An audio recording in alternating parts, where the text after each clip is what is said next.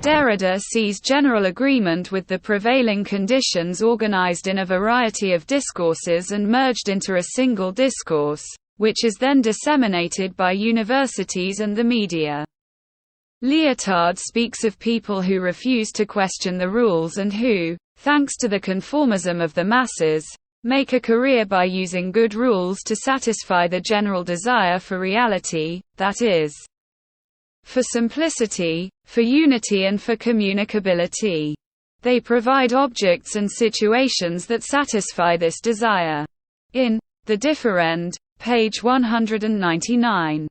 His judgment is even more merciless when he speaks of the thinking after Auschwitz, that its destination is to be consumed like a cow must eat its food or a tiger must eat its prey. Without result. It is said that, in the wallow or in the den of predators that the West will then have become, one will only find the result of this consumption, the rubbish, the shit, that is, an endless repetition of nullity. Everywhere it is just a matter of meeting the tastes of the public and producing works that are coherent and well-formed. Individual aspirations being adapted to the goals of the system. Administrative procedures make people want what the system needs to be performative.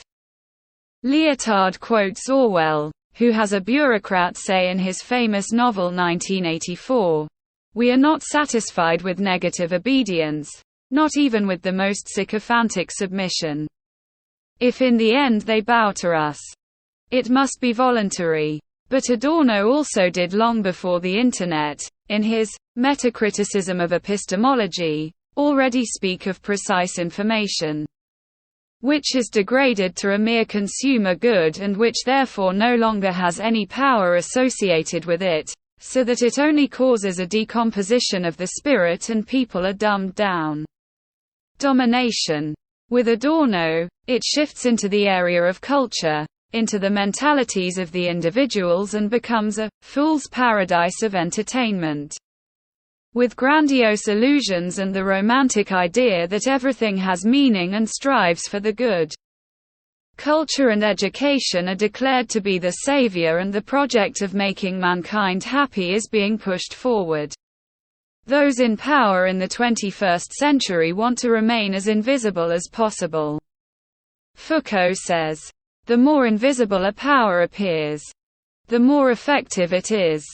Klaus-Jürgen Bruder writes in his 2007 essay, The Postmodern Condition, "Is it over? That we only ever learn about power what power gives us to know and we only get to know what is useful to our consent. What could promote it?" Bourdieu calls it, hiding by showing, and Wittgenstein already spoke in this context of an open secret that lies in plain sight and yet is not seen. Nietzsche describes the tricks of the apostles of power as follows. With everything that a person allows to become visible, one can ask, what should it hide, what should it distract the eye from? What prejudice should it arouse and then? How far does the subtlety of this disguise go? Those in power are learning better and better how to mix the relevant with the irrelevant in such a way that doubt and credibility are roughly balanced, and no clear opinion can be reached. The language critic Fritz Mautner once said, "In order to deceive people safely, you have to combine the lie with the truth." If you look at the media landscape of the 21st century, Mautner's statement seems to have become the order of the day. Baudrillard also sees through the fairy tale of knowledge transfer. The whole scenario of public information and all media have no other task than to maintain the illusion of eventfulness or the illusion of objectivity of facts. Ever faster sequences of images are intended to keep the audience's attention on its toes. A film sequence in which nothing happens for 2 seconds seems boring and tiring to today's young people, and they tune out. Such tendencies towards attention terror were already identified at the beginning of the 20th century. Egon Friedel criticized the victory of Impressionism in 1912 as if he had seen TikTok beforehand. Friedel.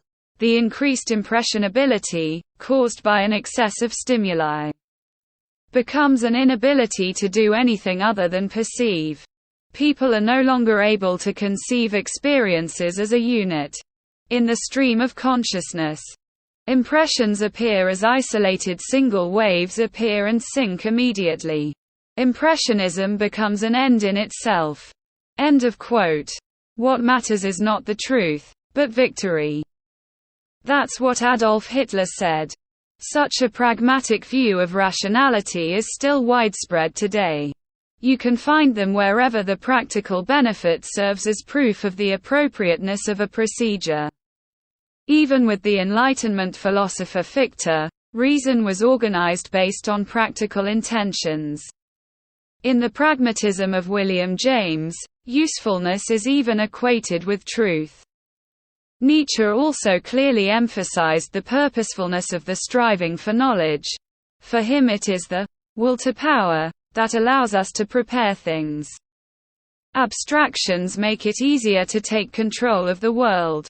Nietzsche speaks of a direct compulsion to form concepts, genres, forms, purposes and laws, which occurs through the creation of a world of identical cases. We create a practical but fictional world that is predictable and understandable. According to Nietzsche, it is our needs that interpret the world. In the academic theories of the purposelessness of knowledge, which Nietzsche calls an objectivist aberration, the general is not a product of an interest, but rather the result of pure knowledge that requires no ethical justification. This necessarily and quite naturally leads to conclusions that serve power. Reality becomes a license for hidden interests, while the majority of the population believes that reason is in good hands. Only Einstein put an end to the order of the universe, which had always been the role model of the rationalists. Scientists explain what is, and journalists describe what is, and the people nod in agreement. That's how it is. Entire professions are busy presenting one and the same reality from a variety of perspectives, and the large public has the task of confirming the unity of this reality. The top priority of every government technique is to maintain unity, because unity guarantees decisiveness and activity. Different opinions from the standpoint of power promote indecision and thus inaction or lead to constant strife. The purpose of achieving approval not only arises from a will to power, but also prevents the demoralization of the people. With objectivism you practice social hygiene, so to speak. The belief in constantly evolving science and the associated rationality and logic takes over the pastoral tasks of the old religions. The promise of a better future is demonstrated by progress in the fight against disease or by increasingly modern electrical devices. Simple minds are easily impressed by this. If you believe Lyotard, then the ideology of progress has now dropped its mask and dissolved into a material prosperity that promises to give peace and security to the soul, but does not keep its promise. The modern soul cannot find peace and wants more and more of the material that is good for nothing other than tearing a bigger hole. A disciplinary unification for the sake of better governability is the reason why Lyotard declares war on this by elevating the differend to the principle of social leveling. Lyotard wants to draw general attention to a fundamental problem of human knowledge that he considers insoluble. It is about the logical incompatibility of thought and reality, of spirit and matter, of sensuality and understanding, of word and thing, of subject and object, of individual and generality. For 2,000 years of human intellectual history, incomparable things have been wrongly mixed together. Lyotard understands the logical futility of linking word and thing in a logical way. He also criticizes Adorno because he still hopes for a dialectical reconciliation of this fundamental contradiction. For language to function as a method of communication, terms must have a lasting meaning. If a word is understood one way and then another, it is no longer possible to understand what is meant. It is often not clear to those speaking or thinking that they are using a term with different meanings. In dialectics, a miraculous transformation of meanings is even made into a method, and the door is open to arbitrary manipulation. An inconsistency in the meaning of words is found in almost all major philosophers. It is often the reason for endless arguments among the followers of a doctrine. It is often not even recognized that the reason for inexplicable contradictions is that words are not used with the same meaning every time. For a long time, attempts were made to define the meaning of words in a generally valid way in scientific textbooks or encyclopedias, which makes sense for certain practical or technical purposes. Naive realists also believe that every person has identical sensory experiences, for which there are fixed, self-evident concepts that one has to adhere to. There is a book on the table. Everyone in the room sees a book lying on a table. This fundamental commonality is enough to be able to speak of a fact. You are dealing with a given fact. Now it cannot be denied that determining that there is a book on the table can be quite useful if, for example, someone in another room wants to know whether there is a book on the table in the next room because they suspect it was left there. But if the term, book, is to be considered a reality, then things are no longer so simple, because a description of sensually experienced features such as size and color is not enough. If, for example, the contents of a book are to be reproduced, different people will certainly have different opinions about it. It is always the purpose that determines whether a statement is relevant or nonsense.